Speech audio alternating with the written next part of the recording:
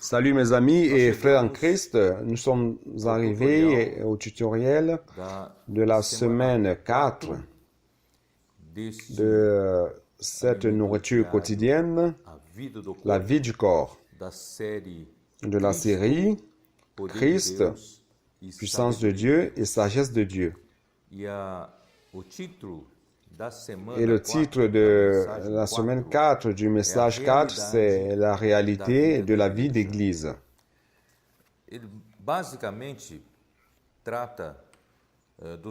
Il traite des sujets de Romains chapitre 12. En fait, c'est la suite de la semaine antérieure et qui compte aller jusqu'au chapitre 16 de Romains. Et le chapitre 12 parle de la vie d'église, qui est la vie du corps. Si nous n'avons pas la vision de ce que l'église n'est pas seulement une entité religieuse ici sur terre, mais l'église, c'est le corps du Christ. L'église, c'est quelque chose de céleste, de spirituel, et non tout simplement un groupe de personnes qui professent la même foi, une association humaine. Il ne s'agit pas de cela. L'église, c'est quelque chose de céleste. C'est le corps du Christ. Et si nous n'avons pas donc cette vision, il nous sera difficile de vivre cette vie d'église d'une manière adéquate. Quand nous sommes dans Romains 12, verset 9, où il commence par parler de l'amour, l'amour soit sans hypocrisie. Donc, avant d'entrer dans ces versets, je voudrais dire quelque chose de ce que parfois nous comprenons le sens de l'amour comme lorsque nous recevons quelque chose de quelqu'un, quelque chose dont nous avons besoin, ou alors lorsque nous voyons des personnes qui ont besoin des choses et nous leur donnons de la nourriture, un peu d'argent, nous aidons les vieux à traverser la route. Tout ceci peut être une manifestation de l'amour, d'un aspect de l'amour, mais la définition de l'amour n'est pas tout simplement faire de bonnes actions. Et certains philosophes contemporains ont discuté sur le bonheur. Qu'est-ce qui rend l'homme heureux?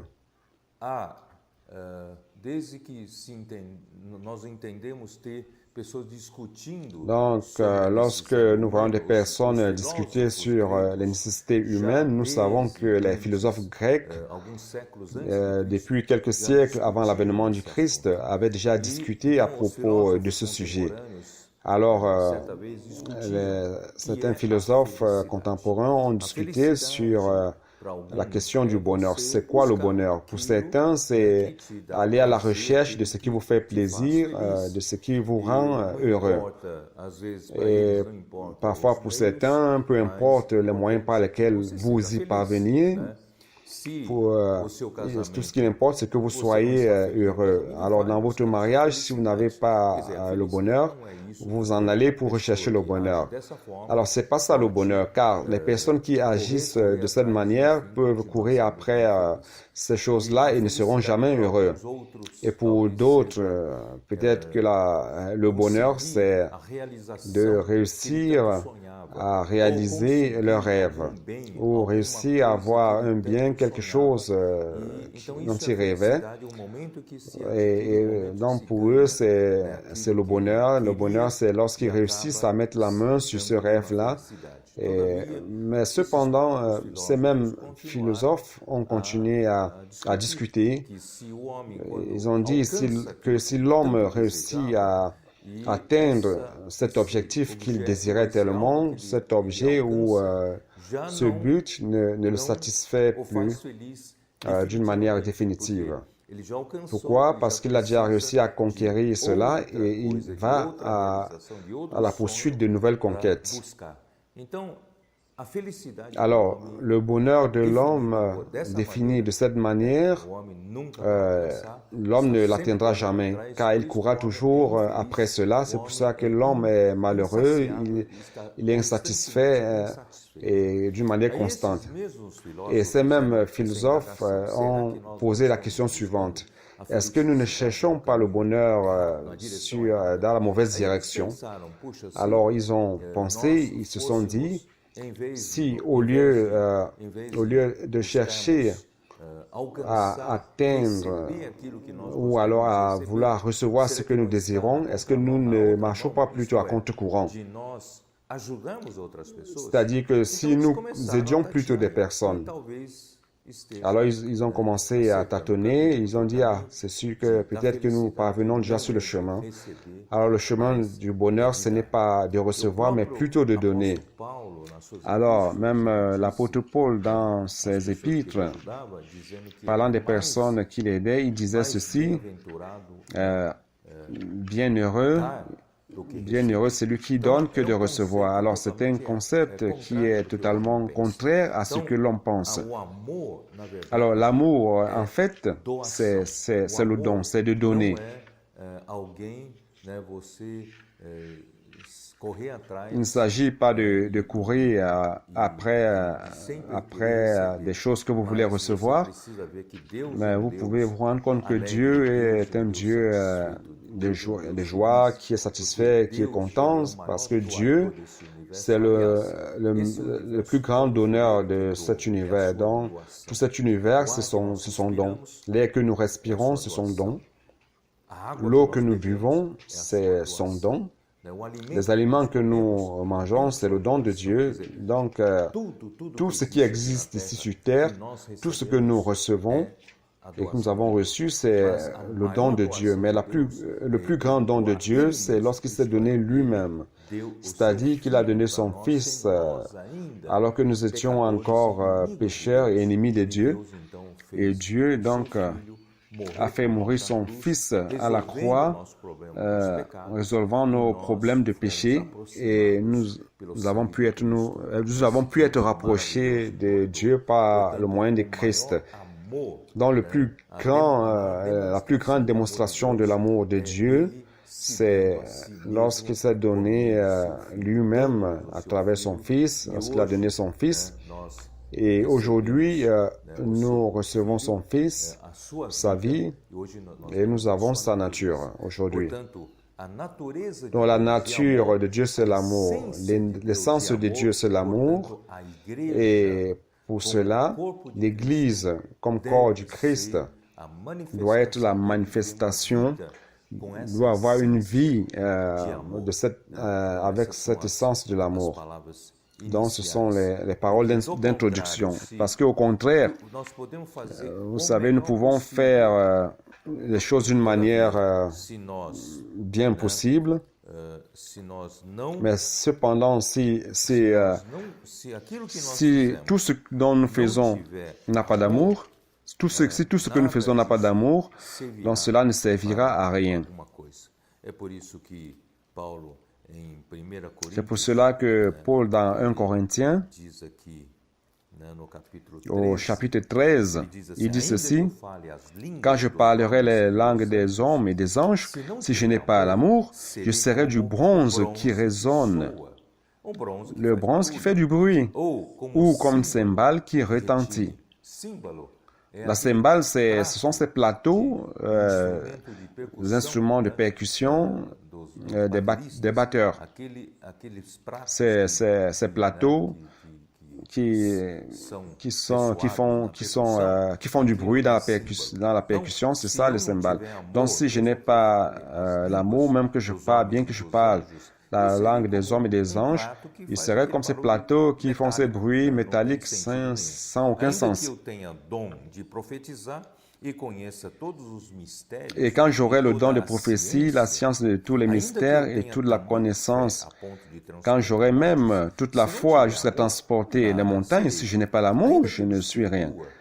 Et quand je distribuerai tous mes biens pour la nourriture des pauvres, et quand je livrerai même mon corps pour être brûlé, si je n'ai pas l'amour, cela ne me sert de rien. Dans tout ce que nous faisons, s'il n'y a pas l'amour en cela, cela ne sert à rien. Donc, nous devons nous rendre compte que avoir de l'amour, ce n'est pas à travers ma bonté humaine. En disant, bon, oh, à partir de maintenant, je veux vivre une vie de plus d'amour par rapport à mon prochain. Il ne s'agit pas de cela. Dieu est amour, seul Dieu est amour.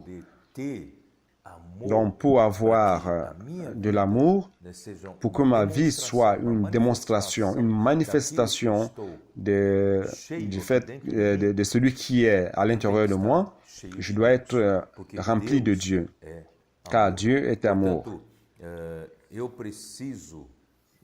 Donc, j'ai besoin de Dieu. Et nous devons être liés à Dieu, connectés à Dieu, jour après jour, recevant de Dieu la sève merveilleuse dont nous avons parlé dans les messages antérieurs, cette sève de vie, cette sève de la racine sainte qui m'alimente en vie de Dieu, et l'essence de la nature de Dieu, c'est l'amour. Et avec cet amour, je parviens à aimer les autres membres du corps du Christ. Je parviens aussi à aimer des personnes. Alors, ma vie aura un sens.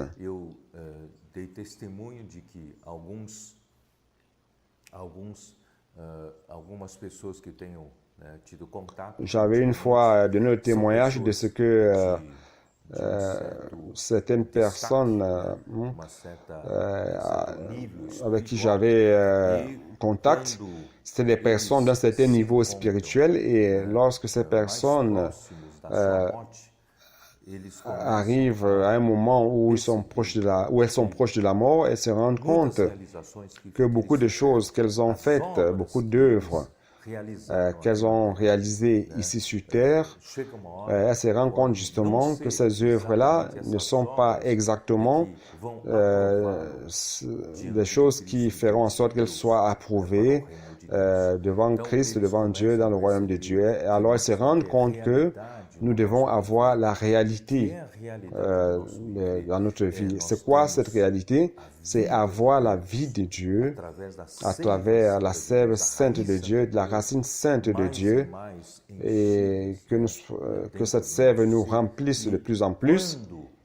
Et lorsque la vie et la nature de Dieu saturent mon être, la manifestation dans ma relation, ma manifestation sera une manifestation d'amour dans ma relation envers les autres personnes. Je parviendrai à aimer ces personnes, car seul Dieu est amour. Donc, continuons ici dans 1 Corinthiens 13.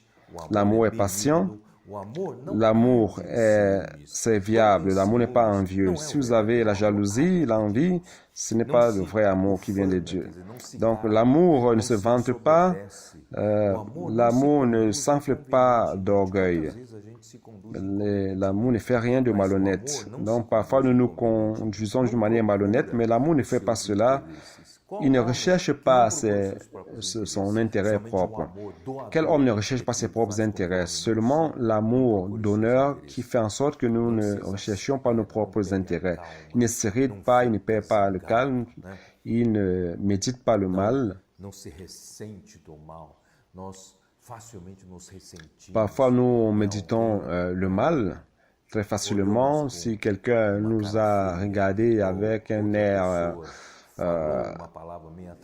assez menaçant, ou quelqu'un a dit quelque chose qui ne m'a pas plu, j'ai des ressentiments dans les relations conjugales.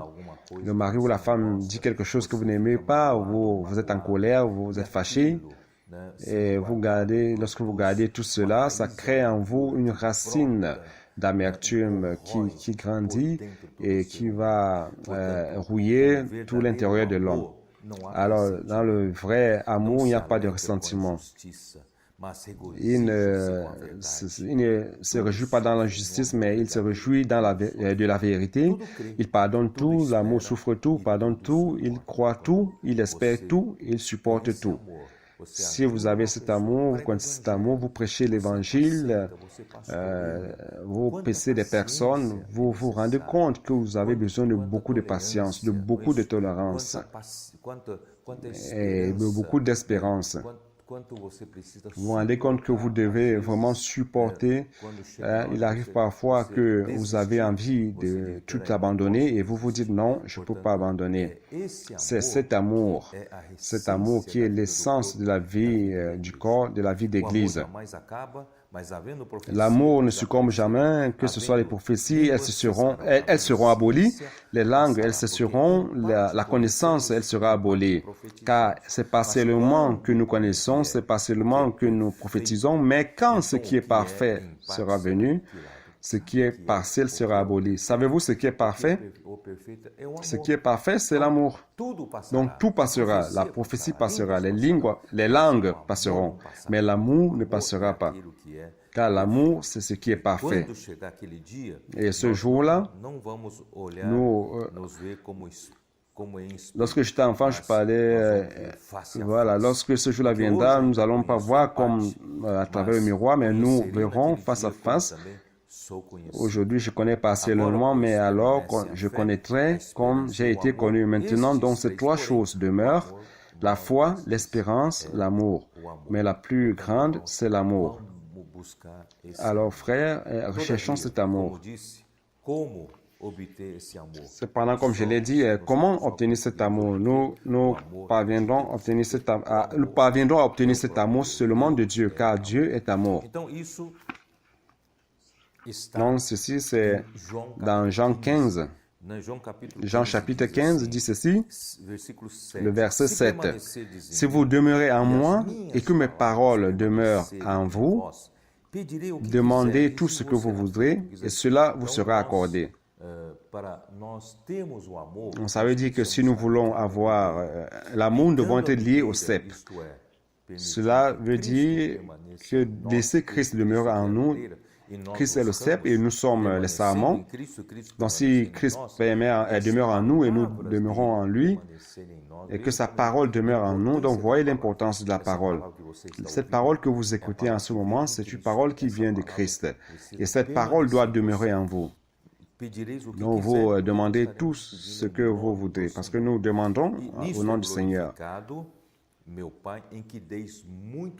Et en cela, mon Père sera glorifié et vous donnerez plusieurs fruits. Et ces fruits résultent en amour, en don. Et comme mon Père vous a aimé, je vous aime aussi. Demeurez en moi.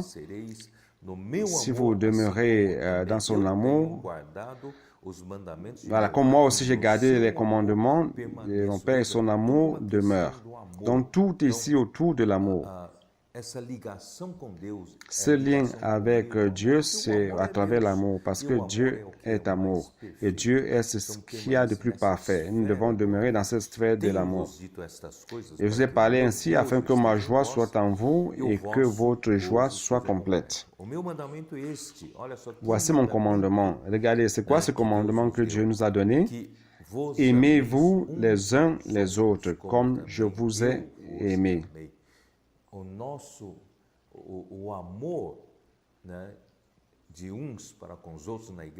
L'amour des uns des autres dans l'Église, ce n'est pas seulement une sollicitation de Dieu, mais c'est un commandement de Dieu, ce n'est pas une demande. C'est un ordre de Dieu. L'ordre de Dieu que nous nous aimions les uns les autres.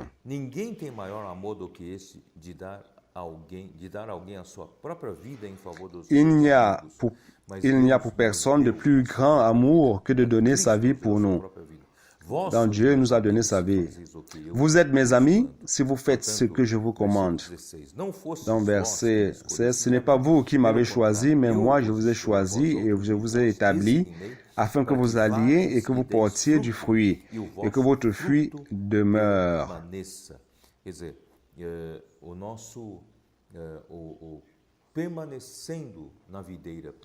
C'est-à-dire que lorsque nous demeurons sur le cep, sur cette sainte sève, et être alimentés par cette sève sainte, nous aurons la vie de Dieu, la nature de Dieu qui est l'amour, et à travers cet amour, nous vivrons une vie d'église, la vie de corps. Le verset 17, ce que je vous commande, c'est de vous aimer les uns les autres. Ici, il le dit une fois de plus, c'est un commandement. Dieu commande. Christ nous commande que nous nous aimions les uns les autres. Maintenant, je peux aller à Romains 12, verset 9 et suivant, qui dit ceci, « Que l'amour soit sans hypocrisie, ayant le mal en horreur, attachez-vous fortement au bien. » C'est-à-dire que notre amour dans l'Église, venant de l'amour de Dieu, ce n'est pas un amour faux. Nous n'aimons pas tout simplement d'une manière politique pour être bien avec les membres du corps du Christ. Non, nous aimons réellement par l'amour de Dieu sans hypocrisie, ayant le mal en horreur et nous attachant fortement au bien.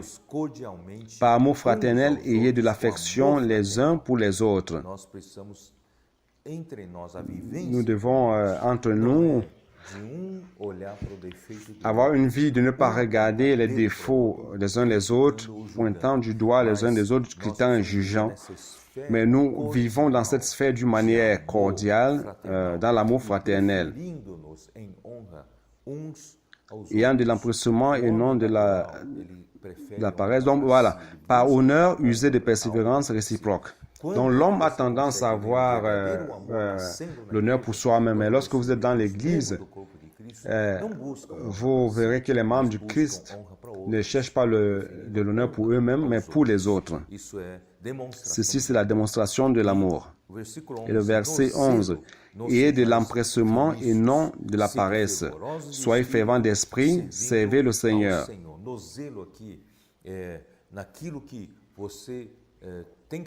Là, ici, de l'empressement, ici, c'est du zèle, c'est quelque chose que vous devez faire sans négligence. Donc ici, ce mot peut avoir le même sens d'être lent dans l'exécution. Parfois, nous laissons des choses pour demain le lendemain, des choses que nous devons faire aujourd'hui. Nous devons changer de caractère à partir de maintenant. Nous devons être pleins de cet amour pour l'édification de l'Église, afin que l'Église soit un jour édifiée. Nous devons être diligents. Je ne peux plus servir le Seigneur d'une manière avec lenteur, mais chaque fois plus avec diligence. Et comment? Étant fervent d'esprit, servant le Seigneur. Donc notre service ne peut pas être un service dans la pensée ou tout simplement dans l'émotion, dans l'intellect, mais nous devons servir le Seigneur dans l'esprit. Donc c'est très important de ce que tous ceux qui servent le Seigneur puissent savoir exercer leur esprit. Tout homme a un organe à l'intérieur de lui qui s'appelle esprit. Et l'esprit de Dieu, l'esprit de Christ habite dans cet esprit. Et lorsque nous remuons cet esprit qui est lié à l'esprit de Dieu commence à s'embraser. Et c'est pour cela qu'il est important d'avoir cet exercice, de pratiquer cet exercice chaque jour. Je dois faire cet exercice, comme l'exercice physique que je fais, je dois aussi exercer cet esprit. Donc en exerçant cet esprit, il sera fervent. Et ici, c'est comme vous faites bouillir de l'eau. Donc cet esprit sera fervent à 100 degrés Celsius. Donc toujours fervent, toujours chaud, bouillant.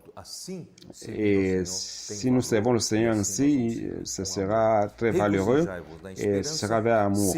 Réjouissez-vous en espérance, soyez patients dans la tribulation. Ici, même dans la sphère de l'amour, Paul fait mention de la tribulation. La tribulation n'est pas quelque chose de négatif. La tribulation, c'est pour notre propre bien, c'est pour notre propre croissance. Dans Romains 8, 28, il dit que tout coopère au bien de celui qui aime Dieu, au bien de celui qui aime Dieu, de ceux qui sont appelés selon le plan de Dieu. C'est-à-dire que chaque situation de tribulation qui vient, il ne faut pas regarder cette tribulation comme une malédiction, un danger ou quelque chose comme cela. Mais si Dieu permet à ce que les choses viennent jusqu'à nous, c'est pour coopérer à notre bien. Il veut que nous soyons approuvés. Il veut nous mettre à l'épreuve afin de nous approuver. Donc, dans la tribulation, nous devons avoir la patience, la persévérance. Donc, persévérer dans la prière, c'est-à-dire que nous devons toujours prier. C'est une manière d'exercer notre esprit et être connecté au CEP. Subvenez aux besoins des saints. Tâchez d'exercer. Donc, il ne faut pas seulement considérer ce qui vous appartient. Dans le corps du Christ, nous devons aussi nous occuper de ce qui est des autres. Nous ne devons pas être égoïstes et penser seulement à nous-mêmes. Et tâcher d'exercer l'hospitalité. Nous devons donc apprendre à ouvrir nos portes. Dans les groupes familiaux, il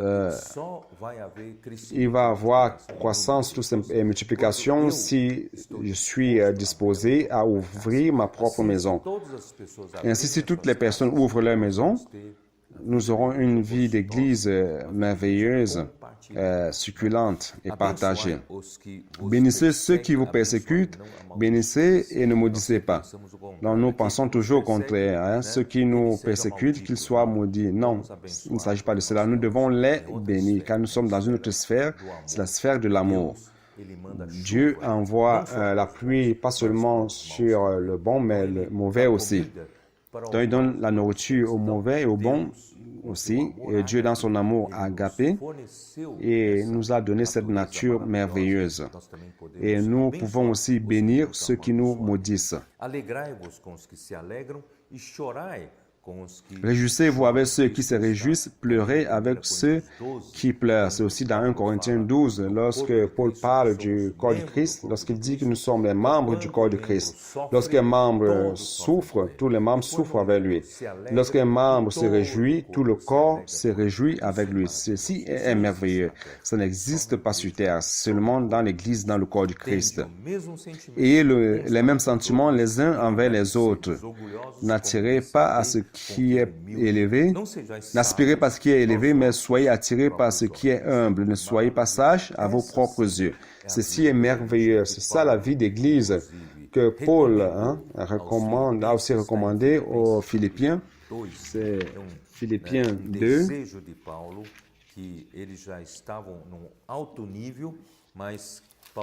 Dans son désir, qui sont déjà dans un niveau élevé, il dit, pour compléter ma joie, dans chapitre 2, verset 2, mettez le comble à ma joie afin d'avoir une même pensée, ayant un même amour, une même âme, c'est-à-dire une même âme, une seule pensée.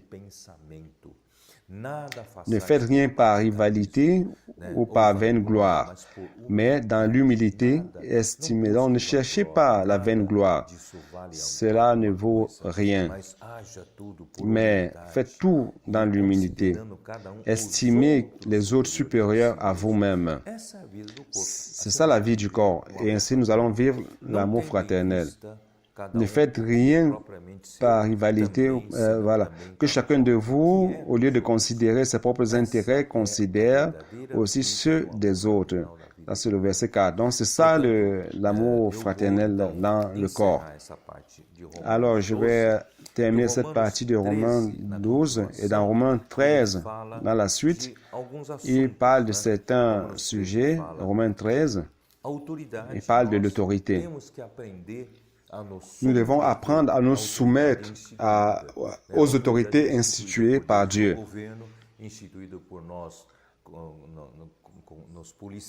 Au gouvernement, policiers, respecter les signaux du trafic routier, de la circulation routière, et dans l'Église aussi, nous devons être soumis aux autorités. Nous devons faire attention à notre attitude, à nos paroles, pour ne pas offenser les autorités, c'est-à-dire offenser Dieu. Donc nous devons honorer ce que Dieu a institué. Dans verset 8 et suite dit ceci. ceci, il parle encore de l'amour. Ne devez rien à personne, si ce n'est de vous aimer les uns les autres. Car celui qui aime les autres a accompli la loi. Et en effet, tu ne commettras pas d'adultère, tu ne commettras pas de meurtre, tu ne commettras pas de vol. Donc, s'il y a un autre commandement, se résume dans cette parole, tu aimeras ton prochain comme toi-même. On doit pratiquer ceci. L'amour ne fait pas le mal au prochain, l'amour est donc l'accomplissement de la loi. Donc, si vous voulez pratiquer la loi, l'accomplissement de la loi, c'est l'amour. Alors, au chapitre 14 de Romains, ici il parle des principes de l'accueil.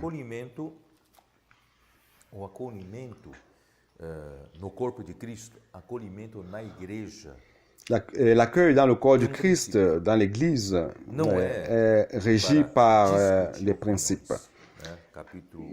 Non, ici, il ne s'agit pas de discuter des opinions. Ici, au chapitre 14, faites un accueil à celui qui est faible dans la foi sans discuter des opinions. Alors, vous n'accueillez pas des personnes parce que cette personne a la même opinion que vous. Dans l'Église, nous avons des personnes qui pensent d'une manière différente, qui ont des opinions différentes. Nous avons des caractères différents, beaucoup de différences entre nous, des passés différents. Nous sommes différents les uns les autres, mais nous ne devons pas accueillir les uns les autres parce que nous avons les mêmes opinions. Si c'était le cas, nous allons donc créer beaucoup de partis, beaucoup de sectes dans l'Église, beaucoup de petits groupes. Mais non, l'Église, il n'y en a qu'une seule, c'est le corps du Christ.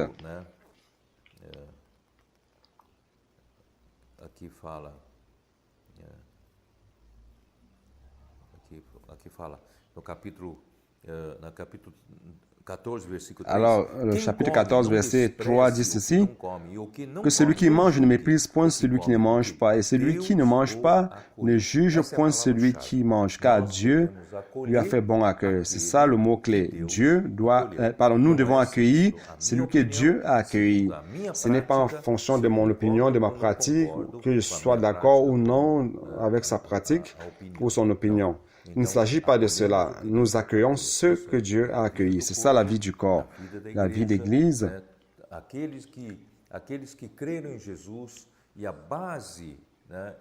Ceux qui croient en Jésus et la base sur laquelle ils sont fondés, c'est la foi basique. Donc, ayant cette foi basique, nous devons l'accueillir. S'il est un vrai chrétien, régénéré par l'Esprit Saint, sanctifié en Christ Jésus, Dieu l'a accueilli, nous aussi, nous l'accueillons. Et nous ne le jugeons pas s'il mange comme nous, ou s'il boit comme nous, ou s'il fait des choses comme nous, non. Nous accueillons ce que Dieu accueille. Alors, ceci sont des bases pour que nous puissions accueillir les uns les autres et que nous puissions recevoir les uns les autres. Et cette semaine, nous n'avons pas le temps de terminer le chapitre 15-16 de Romains, mais l'important, c'est que nous terminons de parler de Romains pour introduire la première épître de Paul aux Corinthiens, pour montrer que tout le travail de Dieu en nous, pour notre salut complet, c'est un perfectionnement à travers la vie d'Église. Et pour vivre la vie d'Église, nous avons besoin d'amour. Et pour vivre une vie d'amour, nous avons besoin d'avoir une base pour l'accueil. Savoir comment accueillir les uns les autres, ce n'est pas selon les opinions, ni selon les pratiques, mais parce que Dieu les a accueillis. Si Dieu les a accueillis, nous aussi devons les accueillir. OK? Donc, j'espère que vous avez aimé et que vous avez gagné de ces petites paroles partagées. Et vous pouvez aussi les partager avec d'autres personnes et divulguer ce message. OK? Jésus est le Seigneur.